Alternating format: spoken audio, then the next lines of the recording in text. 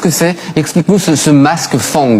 Eh bien, c'est un masque en bois, un bois d'Essessang qu'on trouve dans les forêts natales, au centre de l'Afrique. Un masque qui nous raconte l'histoire d'une culture, une société secrète aussi. Une guile, c'est un masque de justicier. C'est un masque de justicier avec des petits yeux. Il n'y a pas de bouche pour éviter qu'on reconnaisse la voix de celui qui porte ce masque. Tu as un front haut, bombé, qui est magnifique, que vous voyez là en relief, qui impose l'autorité. Il était recouvert de kaolin blanc, il a été lavé depuis, et les hommes qu'il portait, de cette société secrète, arrivaient dans le village, la nuit, pour traquer les auteurs de sorcellerie.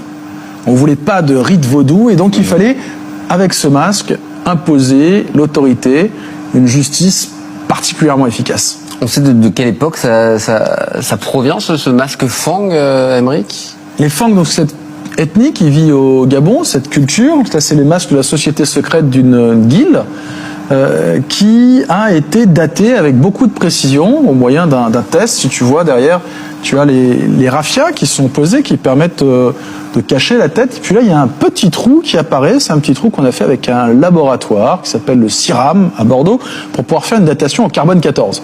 Parce que des masques africains, on en a aujourd'hui sur tous les marchés. Et celui-ci, avec beaucoup de précision, le laboratoire nous a daté qu'il avait été réalisé le plus probablement entre le 17e, 18e, à la fin du 19e siècle au plus tard. C'est donc un masque ancien, il en existe très peu sur Terre comme ça. Aujourd'hui, c'est un véritable objet d'art, puisque c'est très rare, ou est-ce qu'on en trouve beaucoup des objets comme celui-ci, comme des masques Fang? C'est rarissime. Il y a une douzaine de masques comme ça seulement sur Terre. 12 Ils sont référencés de ce type-là, qui sont toutes dans des grandes collections. Et il y a un très beau film d'Alain Resnais que je vous invite à voir, qui s'appelle « Les statues meurent aussi ». Et ce film commence comme ça, Aurélien. Quand les hommes meurent, ils entrent dans l'histoire. Quand les statues meurent, elles entrent dans l'art. Exactement. Lorsque la statue meurt, elle entre dans l'art. Et avec ces formes géométriques, ces scarifications rituelles, ces petites oreilles, cette mandorle, c'est d'une beauté sublime.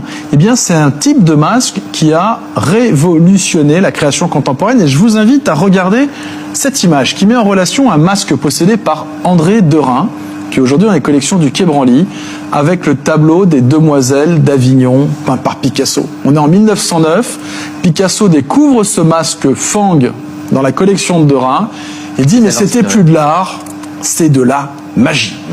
Et cet art Fang qui est créé dans les forêts